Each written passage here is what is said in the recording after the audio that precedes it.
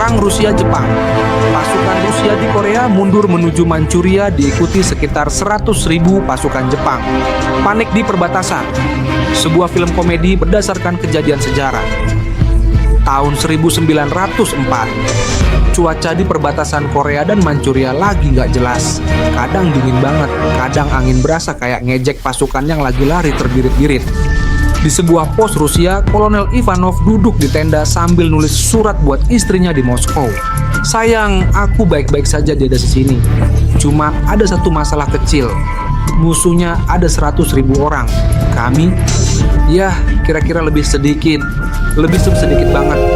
Doakan aku selamat ya. Kalau bisa, siapkan sup borscht favoritku di rumah. Kalau aku nggak pulang, ya berarti aku udah jadi makanan serigala di Manchuria. Belum sempet surat itu dikirim, tiba-tiba seorang prajurit masuk dengan wajah panik. Kolonel, Jepang sudah dekat, mereka lari kayak maraton di Olimpiade. Ivanov refleks melempar suratnya ke api unggun. Kita kabur sekarang juga. Mereka pun mulai mundur.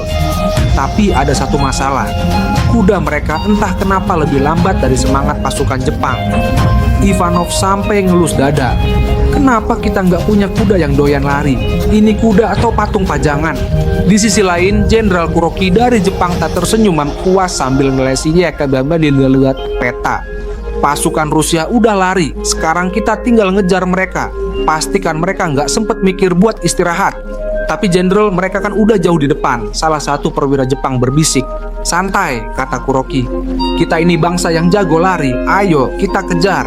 Pasukan Jepang mulai berlari secepat mungkin. Beberapa di antara mereka ada yang kepeleset gara-gara jalanan berlumpur, tapi semangat tetap membara. Sementara itu, Ivanov dan pasukannya mulai kelelahan. Pak, kita nggak bisa gini terus. Pasukan kita butuh istirahat, teriak salah satu letnan. Istirahat? Kalau kita berhenti, besok pagi kita bakal bangun dalam kondisi udah dikurung pasukan Jepang. Ivanov berpikir cepat. Kita harus nyari taktik. Oke, kita bikin jebakan. Kita tinggalkan beberapa barang supaya mereka berhenti buat looting. Mereka pun meninggalkan beberapa peti berisi vodka dan makanan. Rencana mereka berhasil setengah. Beberapa pasukan Jepang memang berhenti buat ngeliat, tapi mayoritas tetap lanjut berlari. Sial, gumam Ivanov. Mereka nggak tertarik sama vodka. Apa ini dunia paralel? Pasukan Rusia terus mundur ke Manchuria dengan pasukan Jepang makin mendekat. Ivanov ngelirik jam tangannya yang udah berdebu. Kalau begini terus, kita bakal sampai Manchuria dalam kondisi tinggal tulang doang, jembatan palsu dan kereta kematian. Pasukan Rusia terus lari tanpa henti. Malam semakin larut dan dingin makin menggigit. Ivanov melihat pasukannya sudah mulai limbung. Oke, kita perlu rencana baru. Kita bikin jembatan palsu buat ngerjain Jepang. Para prajurit pun dengan cepat mengumpulkan kayu-kayu di sekitar dan membuat jembatan jebakan di sungai kecil. Begitu mereka lewat, jembatannya ambruk dan mereka basah kuyup. Hahaha, Ivanov tertawa merasa cerdik. Pagi harinya, pasukan Jepang tiba. Salah satu prajurit melihat jembatan itu dan berkata, Jenderal, jembatan ini kayaknya nggak kokoh. Jenderal Kuroki menyipitkan mata. Maksudmu mereka bikin jebakan buat kita? Aku nggak akan tertipu. Kuroki mengangkat tangan. Kita seberangi sungai dengan perahu. Ivanov yang sedang bersembunyi di balik semak-semak langsung bengong. Mereka bawa perahu? Siapa sih yang kepikiran bawa perahu waktu perang? Sementara itu di belakang pasukan Rusia, mereka menemukan kereta barang yang ditinggalkan oleh pasukan mereka sendiri. Kita bisa naik kereta ini ke Manchuria, seru Letnan Petrov. Ivanov mengangguk. Ide bagus, ayo naik. Mereka naik ke atas kereta dan berusaha menyalakannya. Namun, mesin kereta itu ternyata sudah lama tidak dipakai. Salah satu mekanik tentara mencoba menyalakannya dengan memukul-mukul mesin. Cepatlah, pasukan Jepang udah hampir sampai. Ivanov berteriak panik. Tiba-tiba mesin hidup. Pasukan Rusia bersorak dan kereta mulai melaju pelan. Hahaha, Jepang nggak bakal bisa ngejar kita. Ivanov tertawa sambil melambaikan tangan ke belakang. Namun tiba-tiba salah satu prajurit menunjuk ke depan. Pak, relnya putus. Ivanov langsung pucat. Apa? Kereta terus melaju tanpa kendali. Lompat atau mati. Ivanov berdiri dengan wajah panik di atas lokomotif.